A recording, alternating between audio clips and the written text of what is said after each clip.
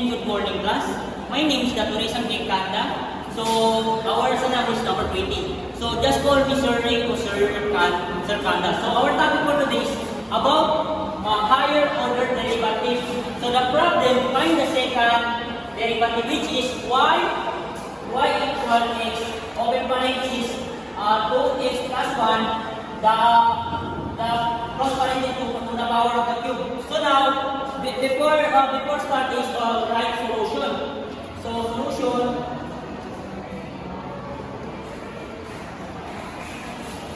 So the solution show we write is equal to y equal open parenthesis 2x minus 1 the cross parenthesis to the power of the cube. Then, next step is cross and open parenthesis to x plus 2 to the power like the cross to the power of the square. So next step is expand the equation so they can expand down. They expand down. So by the multiply of the polynomials that becoming equal to cross parenthesis, open parenthesis pala, sorry guys, 8x cube minus 12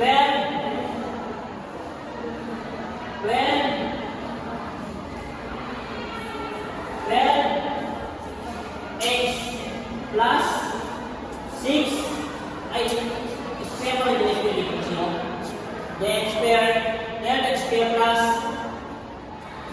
6x minus 1. Then next step is the cross parenthesis. The next step is open parenthesis x squared plus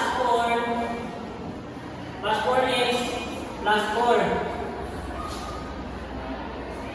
So the next step is the multiply by term step. So now we have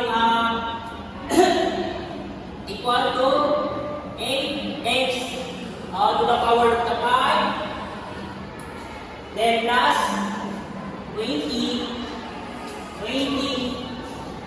the power of the 4. Then next is minus 10 x squared, then minus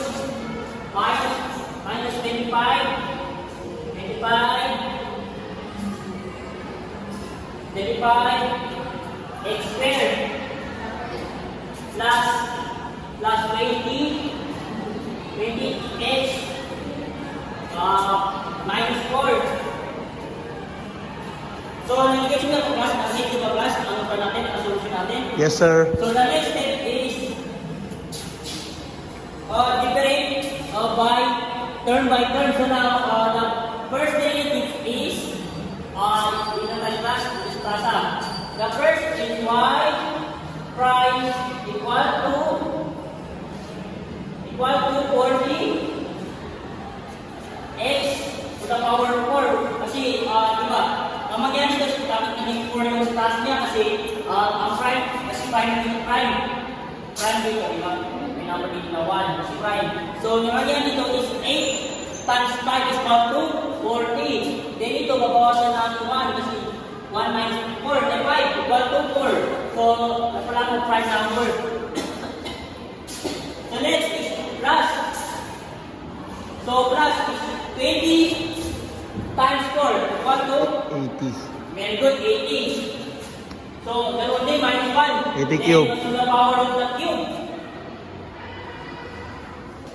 Then next, is minus. So, 10 times 3. 30. Very good. Ganun din. 130 x squared. Kasi cube 2. Squared. Then next is minus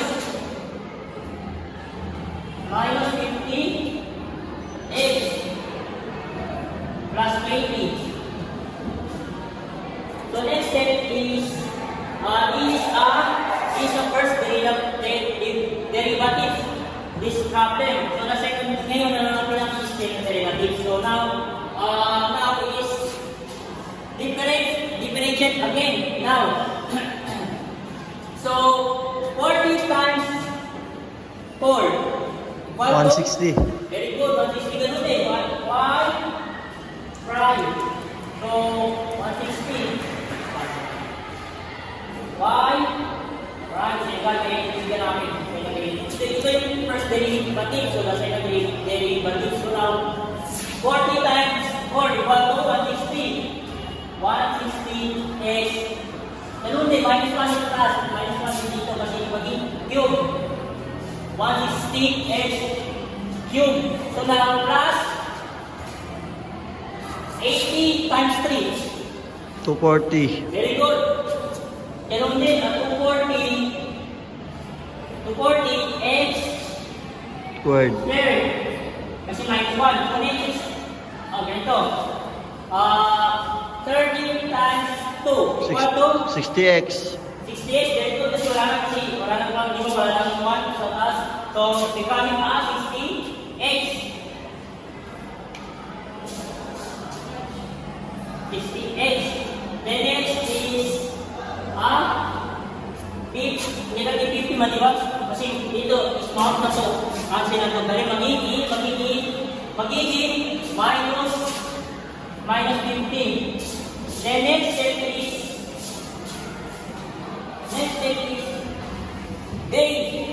they factor out 10. So factor natin 10. So becoming ano so mangyari? Equal to they become, so 10 divided 16. Ano? 160 divided 10. 16. Oh, very good. Then the right is 10. Open. Parenthesis.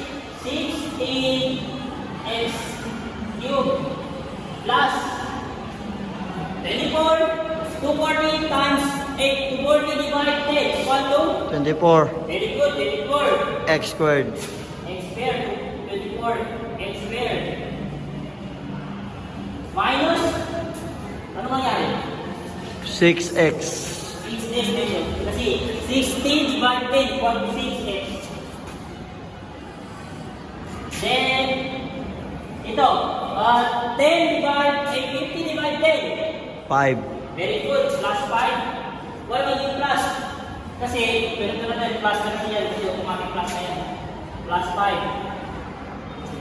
So next step is, ganun din, factor din. Then factor again, guys. Ay class, factor again class. So, becoming Sir, kulang ng close parenthesis, sir. ay tama, sorry. Walang close parenthesis. So, becoming then factor again to the 10. So, magiging equal to 10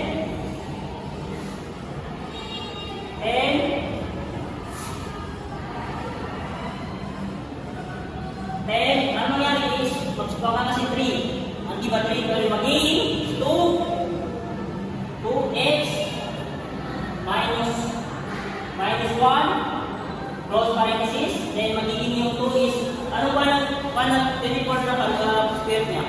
Is 8. Very good, 8. So magiging, the close parenthesis is 8x squared plus 16, ba? Ano 16? So 16, tama 16. X 5 is 5 kasi, paano, 16 kasi ito nangyari 8 times 2 equal to 16. Then 5 na. So next step is, so hindi niya mag-class ito the second derivative ito. Ito the second derivative. The final answer is class. So hindi niya mag-class. Yes, sir. So the topic is now okay na po? Hindi niya naman? Yes, sir. So that's all. Thank you.